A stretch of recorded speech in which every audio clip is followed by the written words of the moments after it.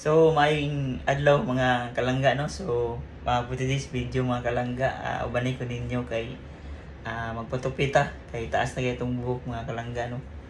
Tapos, ubanay ko ninyo kay mga mahukay po ta o kanang short, no? Pangdagan kay ugma pohon mga kalangga, no?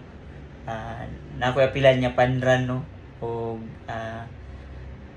mangita sa akong mga sanina nga gamito na ni nga sapatos o sanina nga gamiton pagdagan mga kalangga. So karong buntaga kalangga o balik ko ninyo sa kung pag buhaton karon kalangga. So ano guys, kuha na ta, nagapatupi na ta guys. So wala na akong na-videohan nga ganihan, no? Nagpatupi ta. So ano siya, kay ugma dagan nun ta ugma. So outfit check sa ta mga kalangga. So muna itong outfit check, muna itong outfit ugma mga kalangga. So sinsay na yung kumpiyan kita po na dyan kayo ni mga kalangga. So muna ito sa muna ito, no?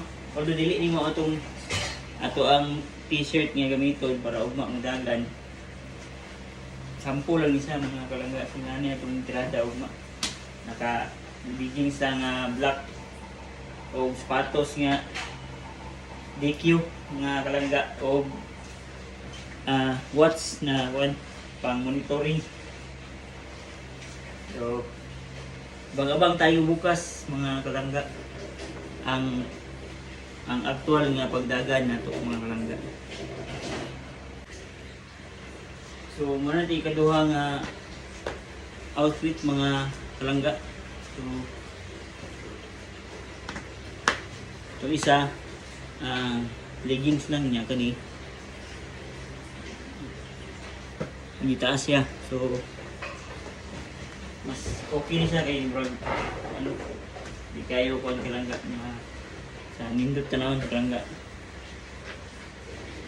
So ready na ta para ugma sa itong dagan pandran sa Carmen.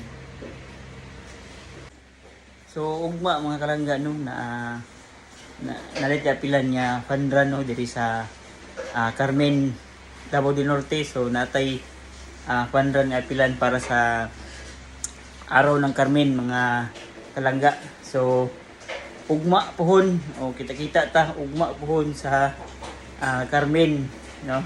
So narito ang apilan ako na pandran mga kalangga. So ugma pohon kita-kita ta, no, og diri na tapos na ang vlog kini nga vlog, no. So ugma another vlog na pod sa ato ang pagdagan jud, no, sa adlaw jud yung pagdagan nato mga kalangga. So diri na ako tapuson mga kalangga. So see you in next vlog mga kalangga. Peace out.